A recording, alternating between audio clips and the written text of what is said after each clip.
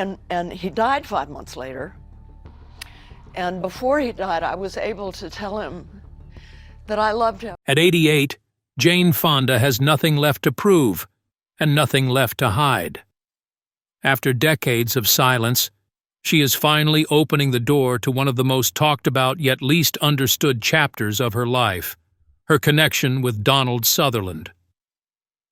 For years, Hollywood whispered, fans speculated, and the truth stayed buried beneath fame, politics, and carefully chosen smiles. But now, with the weight of time behind her, Jane speaks with a raw honesty she never allowed herself before. What really happened between them? Why did this bond leave scars that followed her for a lifetime? This isn't a polished Hollywood memory. It's a late-life confession that reveals love, pain, and emotional truths that refuse to fade, no matter how much time passed. Jane Seymour. Fonda entered the world on December 21, 1937 in Manhattan. Born into Hollywood royalty as the daughter of screen legend Henry Fonda and Canadian-born socialite Frances Ford Seymour. Her lineage reflected a rich blend of Italian, Dutch, English, French, and Scottish ancestry. And she was named after Queen Jane Seymour, Henry VIII's third wife, a distant relative on her mother's side.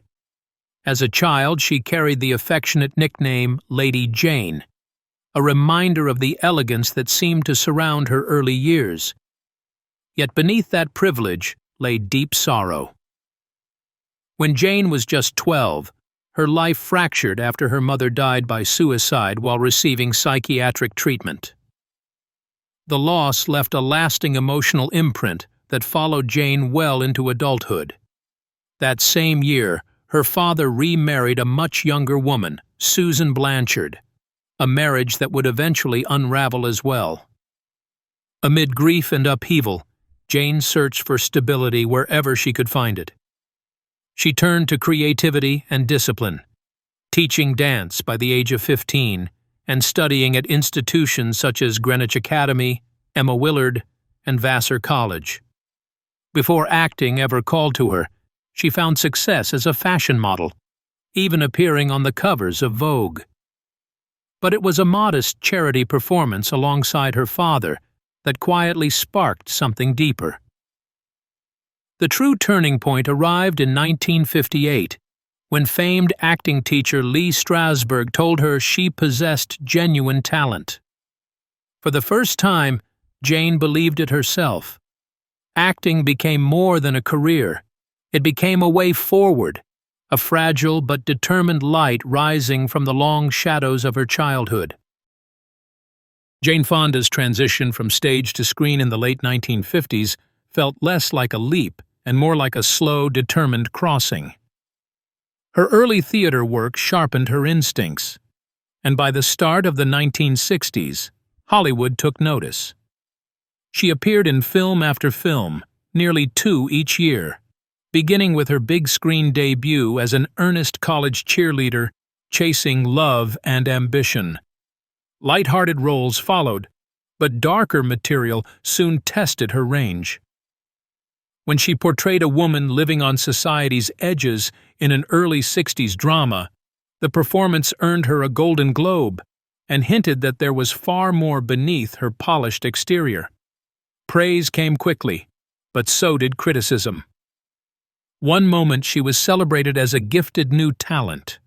The next, she was mocked and dismissed.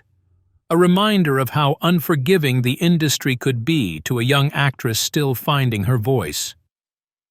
Work took her to France, where she made daring choices that challenged Hollywood's unspoken rules and pushed her into unfamiliar, sometimes uncomfortable territory.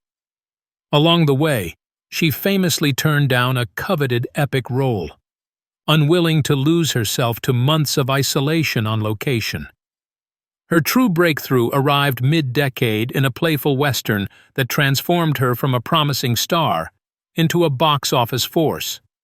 The success opened doors to weightier projects and legendary co-stars, and critics began to see her as more than a glamorous presence.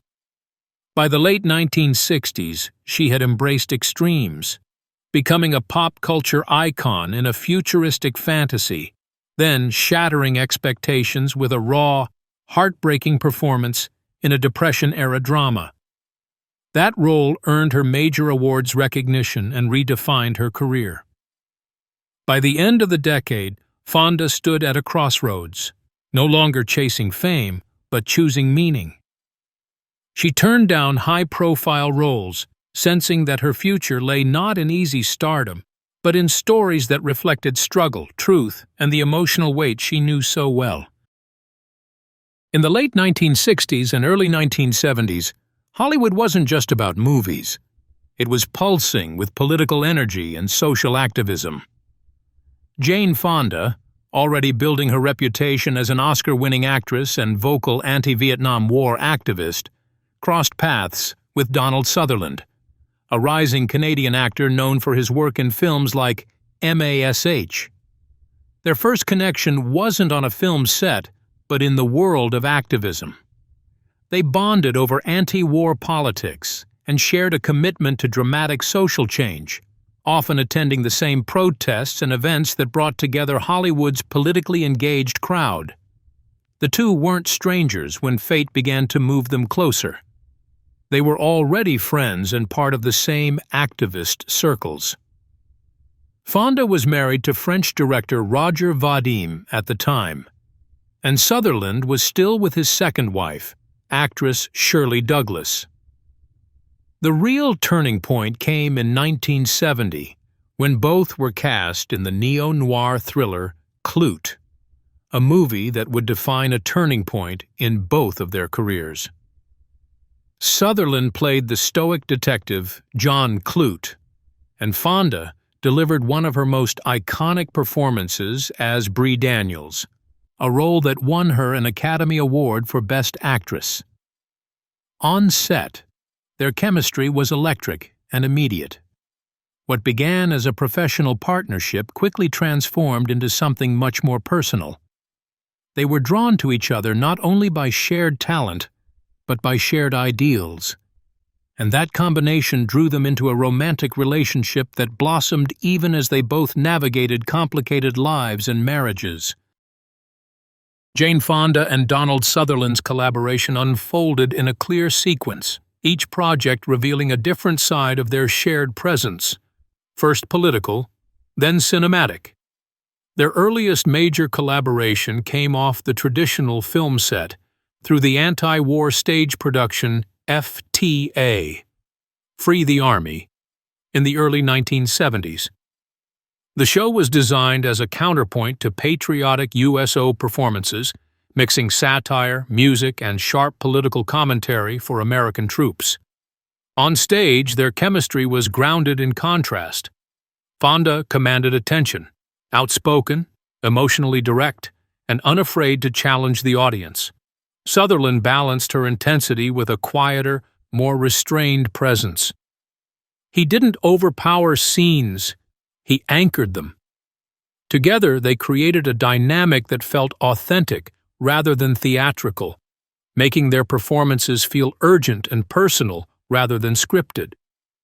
Their partnership later shifted back to the screen with Steelyard Blues, 1973, a counterculture-leaning comedy drama shaped by rebellion and social satire. Sutherland played a disillusioned Vietnam veteran, bringing a raw, restless energy to the role. Fonda appeared as a politically engaged character aligned with the film's rebellious spirit. On screen, their chemistry had evolved. It was no longer about tension or discovery, but familiarity.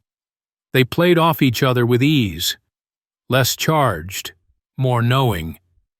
The connection felt lived in, as if shaped by shared experience rather than cinematic invention.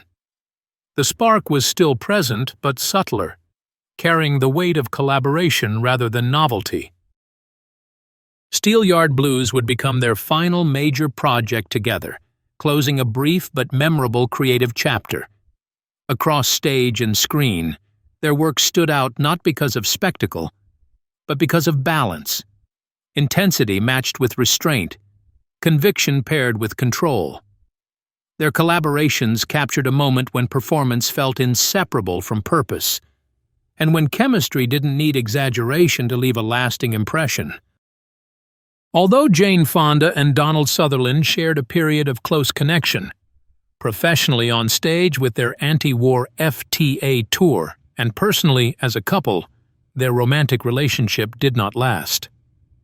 According to Sutherland himself in later interviews, their romance fell apart after they tried living together.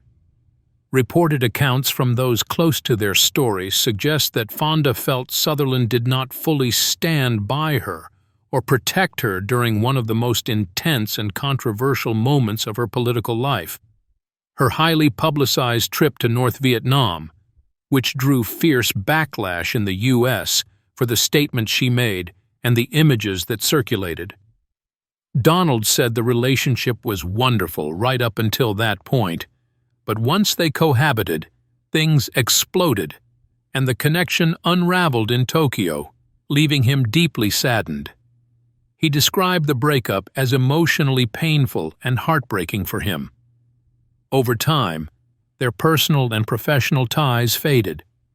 After their split, they did not collaborate on any major projects again, and their romance remained in the past rather than evolving into a lifelong partnership. While they had shared powerful experiences, from acting together to the anti-war tour, those chapters closed as their romantic relationship ended. In the decades that followed, both went on with their lives and careers. There aren't widely reported accounts that they maintained a close friendship in later years. Their interactions remained largely in the realm of professional respect and memory, rather than continued personal closeness. That respect was most clearly demonstrated many years later when Donald Sutherland passed away at age 88 in June 2024.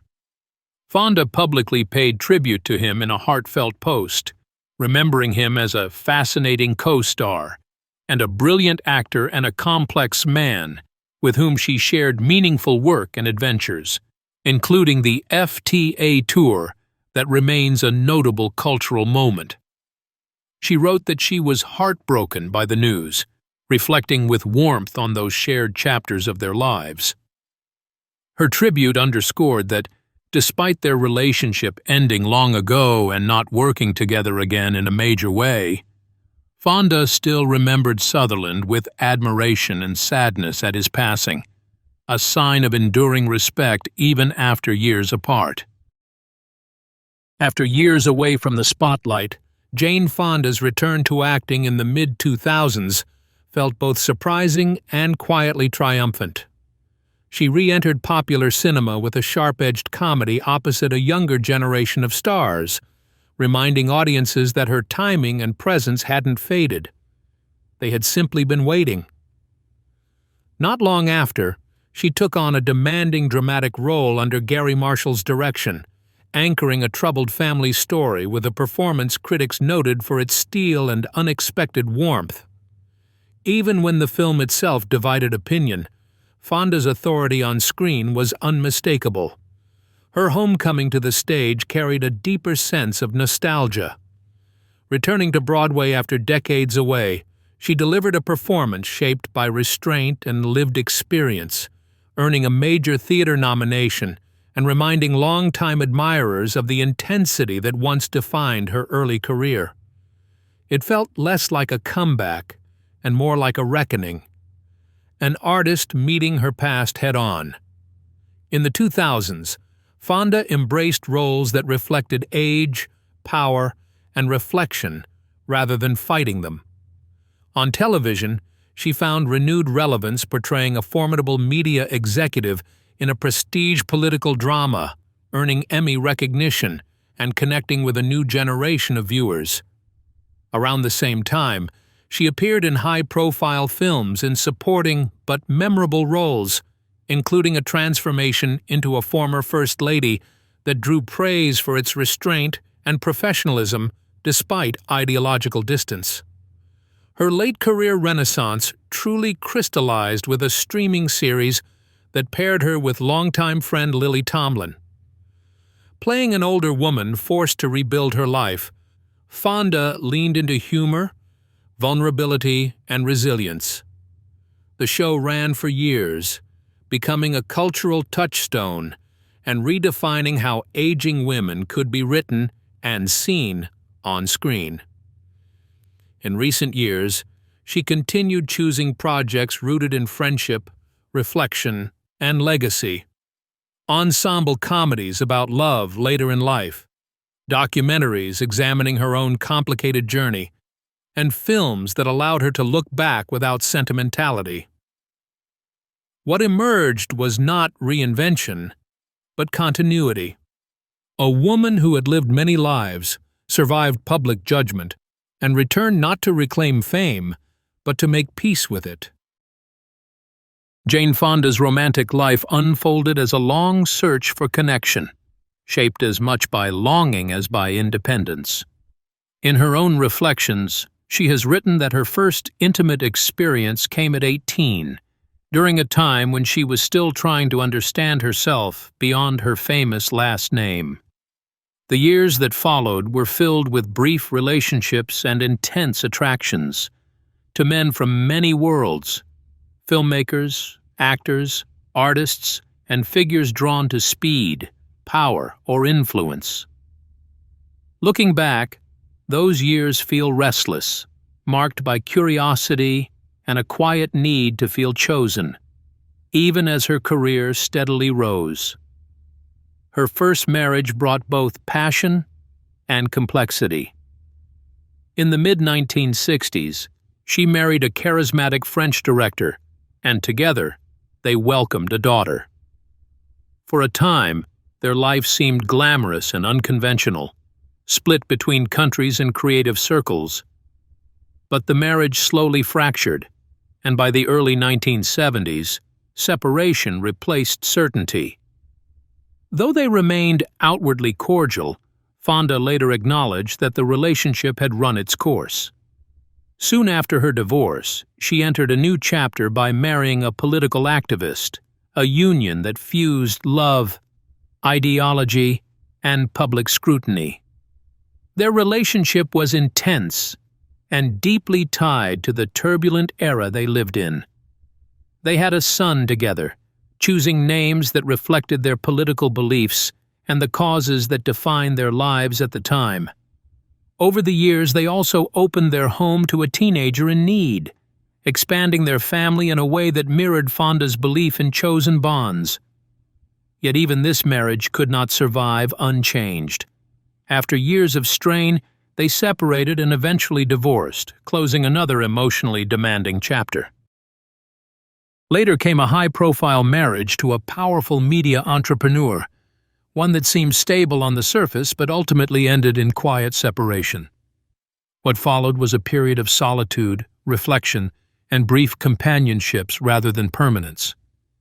With time, Fonda began to speak openly about patterns she finally recognized, how she had spent decades seeking validation from men, a need she traced back to childhood loss and the absence of a guiding female presence. In her later years, she reached a calm, unsentimental clarity about love. She no longer chased it, no longer measured her worth through it. What remained was not bitterness, but acceptance, a recognition that her emotional journey, like her life, had been complicated, imperfect, and deeply human.